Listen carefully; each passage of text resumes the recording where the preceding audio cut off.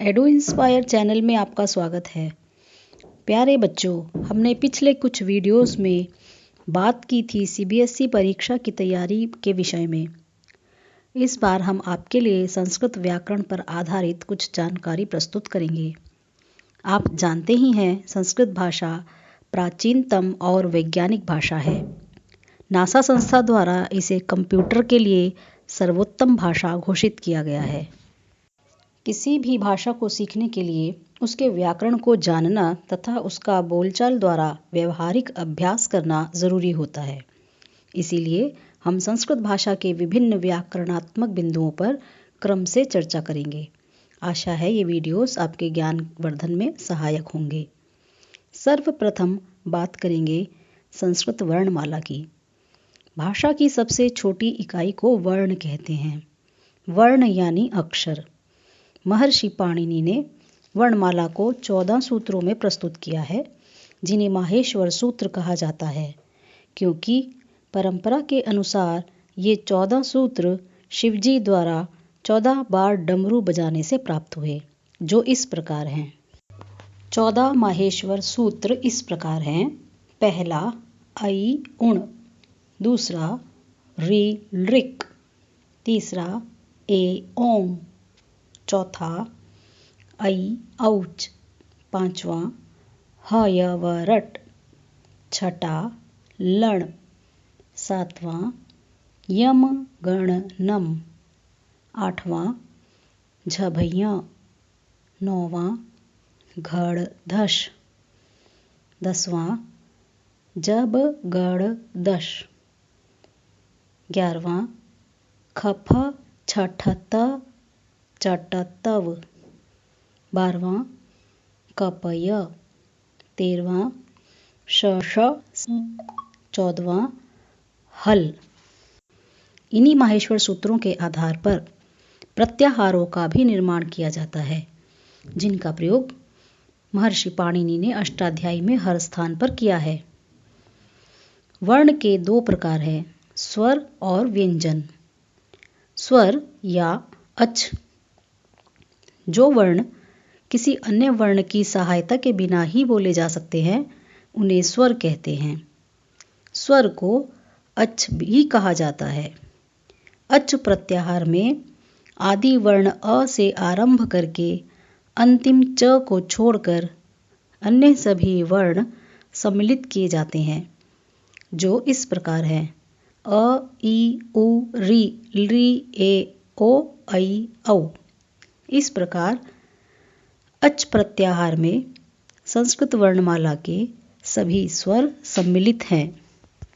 स्वर के 3 भेद हैं, ह्रस्व स्वर, दीर्घ स्वर और प्लुत स्वर। जिस स्वर के उच्चारण में एक मात्रा का समय लगे, उसे ह्रस्व स्वर कहते हैं, जैसे अ ई उ री ली।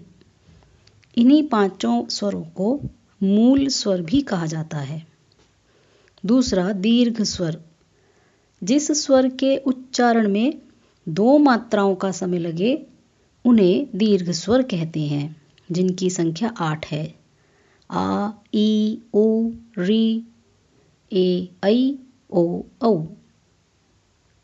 अच माहेश्वर सूत्र में अंतिम 4 वर्ण ए ऐ ओ औ को संयुक्त वर्ण भी कहते हैं, क्योंकि ये 2 स्वरों के मेल से बने हैं। इस प्रकार अ जमा ई बना ए, अ जमा ए से बना ऐ, तथा अ जमा उ बना ओ। इसी प्रकार अ जमा ओ से बना औ। तीसरा प्लुत स्वर। जिस स्वर के उच्चारण में 3 या उससे भी अधिक मात्राओं का समय लगे, उसे प्लुत स्वर कहते हैं। इसका प्रयोग जब किसी व्यक्ति को दूर से हम पुकारते हैं और उसके संबोधन के अंतिम वर्ण में 3 मात्राओं का समय लगाया जाता है। इसके साथ ही ओम के उच्चारण में सर्वत्र प्लुत स्वर का ही प्रयोग किया जाता है। वर्ण के 2 भेद हमने जाने, स्वर और व्यंजन। स्वर को अच कहते हैं और व्यंजन को हल। जिन वर्णों का उच्चारण स्वर वर्णों की सहायता से किया जाए, उन्हें व्यंजन कहते हैं। स्वर रहित व्यंजन को लिखने के लिए वर्ण के नीचे हलंत का प्रयोग किया जाता है। संपूर्ण व्यंजन इस प्रकार हैं। कु यानी कवर्ग क ख ग घ ङ। चु यानी चवर्ग च छ ज झ ञ। टु यानी टवर्ग ट ठ ड ढ ण। तु यानी तवर्ग त थ द ध न। पु पवर्ग प फ ब भ म। अंतस्थ स्वर य र ल व और ऊष्म वर्ण श श स र।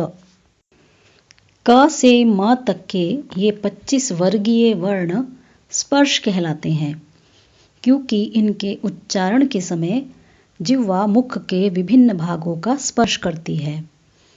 प्रत्येक वर्ग के अंतिम वर्ण य, ञ, ण, न, म को अनुनासिक कहते हैं, क्योंकि इनका उच्चारण करते समय मुख के साथ नासिका का भी प्रयोग होता है।